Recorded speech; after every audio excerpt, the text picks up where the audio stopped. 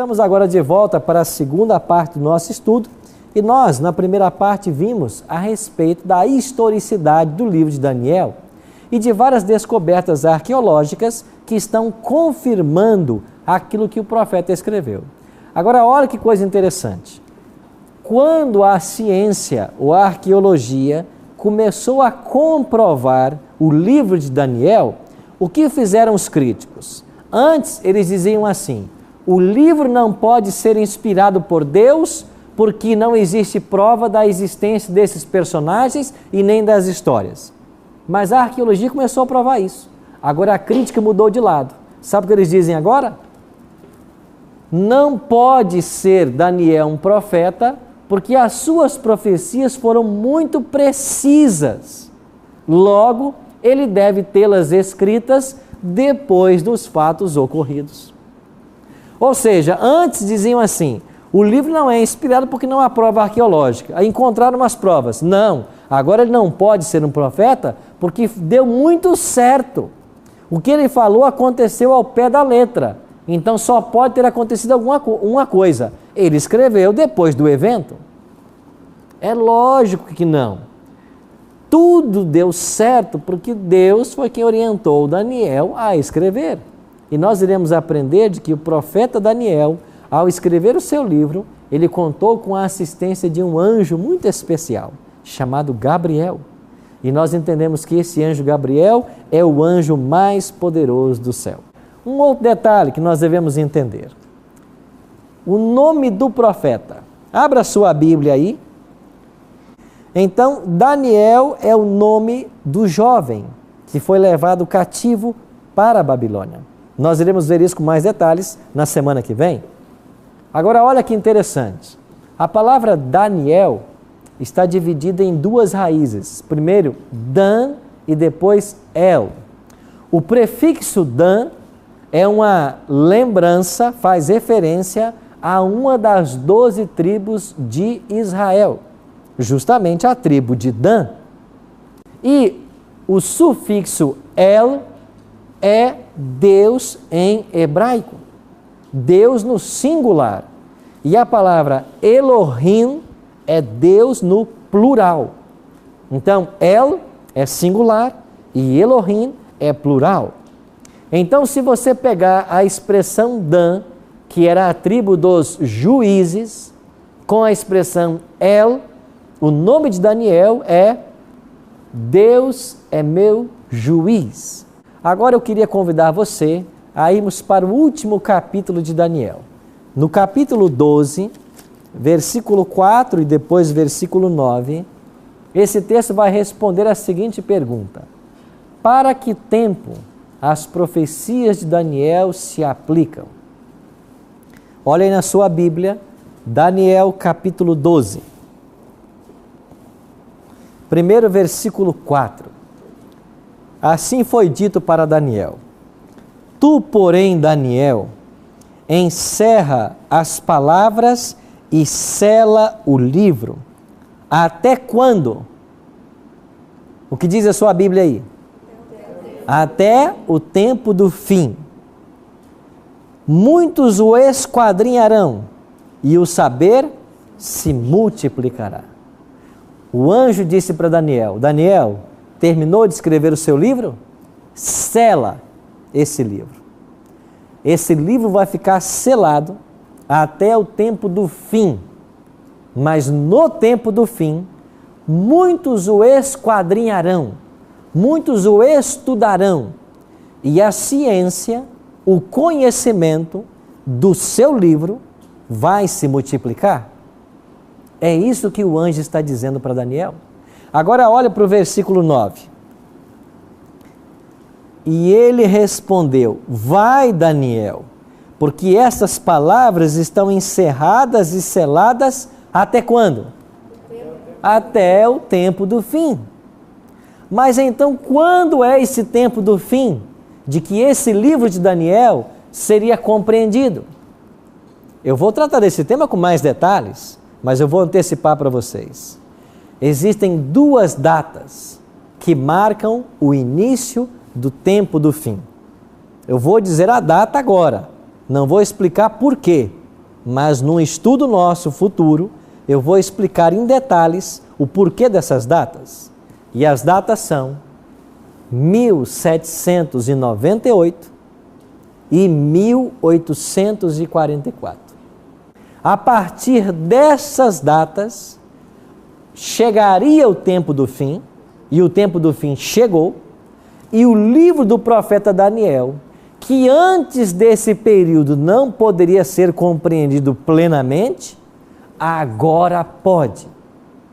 Você entendeu o que o anjo está dizendo para Daniel? Daniel, sela o livro. Ele só vai poder ser desselado no tempo do fim, porque as mensagens proféticas do seu livro se referem ao tempo do fim. Nós que estamos vivendo no século 21, já estamos vivendo nos dias em que o livro de Daniel foi desselado, aberto, e as profecias nele contidas estão abertas para o nosso estudo e compreensão. E ao estudarmos esse livro, Daniel, nós iremos descobrir de que o tempo do fim chegou e agora o maior evento de todos está se aproximando. E sabe qual era o maior evento de todos? A volta de Jesus a essa terra. E esse livro falará muito sobre a volta de Jesus, porque esse é o maior evento da história humana. Abra sua Bíblia em Daniel e dê uma olhada para o último capítulo, que é o capítulo 12. Olha o que disse o anjo para Daniel. Daniel, capítulo 12. Olhe o último verso, verso 13. Tu, porém, Daniel, segue o teu caminho até quando? Até o fim. Pois o quê? Descansarás. E ao fim dos dias te levantarás para receber o quê? A tua herança. Daniel passou em Babilônia 70 anos cativo. Ele foi para lá escravo, com cerca de 18 anos. 70 anos lá. E quase aos 90 anos, o anjo disse para Daniel: Daniel, descansa. Você vai descansar. O anjo falava da morte. Mas no final dos dias, quando Cristo voltar, você vai acordar. Daniel está sepultado lá em Babilônia, lá no Iraque. Nós não sabemos mais aonde está a sepultura dele. Mas quando Cristo voltar, aquela sepultura vai se abrir. E o anjo disse que ele vai se levantar para receber a sua herança. Qual é a herança de Daniel? É claro que é a vida eterna, mas tem uma outra herança especial para ele. E sabe qual é?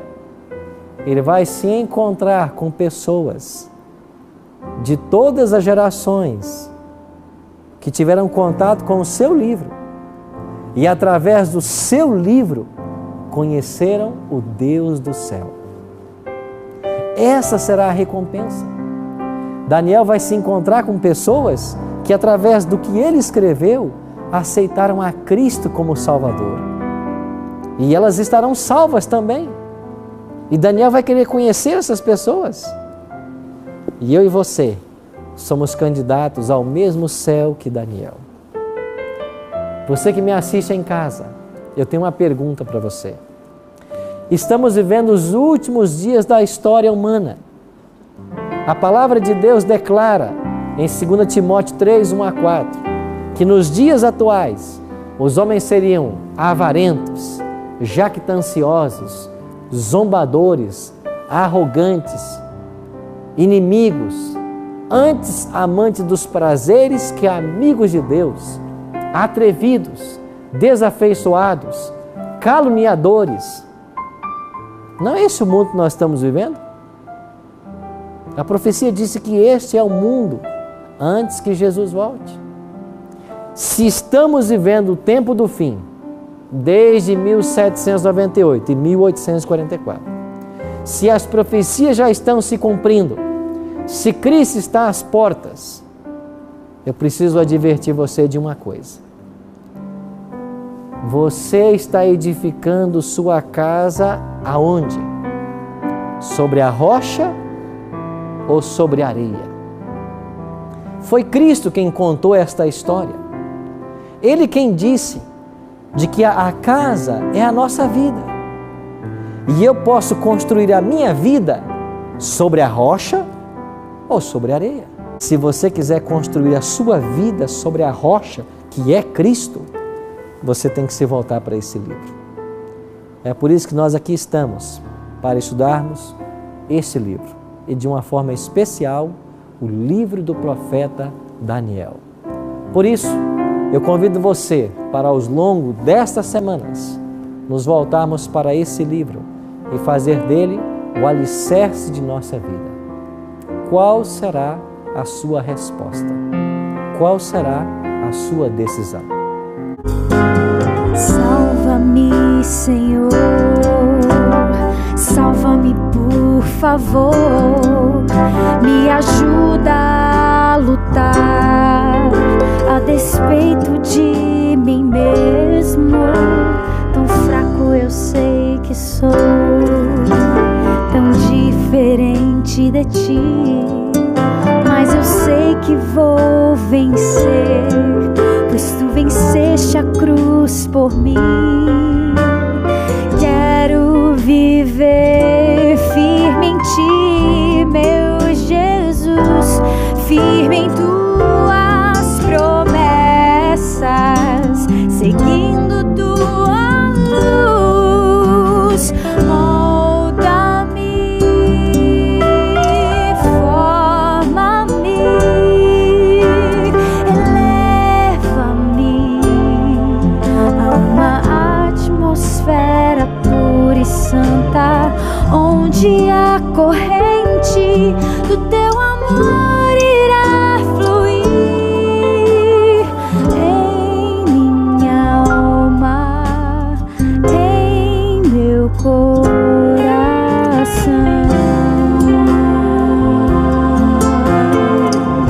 Isso que acontece quando nós estudamos a palavra de Deus. Nós nos colocamos no terreno sagrado e o Espírito Santo começa a influenciar nossa mente e nosso coração.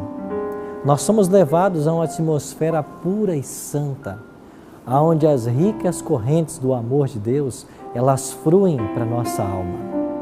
Quando você toma a decisão de estudar a Bíblia, você se coloca num terreno sagrado. E ao estudarmos o livro de Daniel, nós estamos pisando em terreno sagrado. Faça o compromisso de, a partir de hoje, todas as semanas, reservar tempo para aprender as profecias que esse livro ensina. Na semana que vem, estaremos juntos para o primeiro capítulo de Daniel.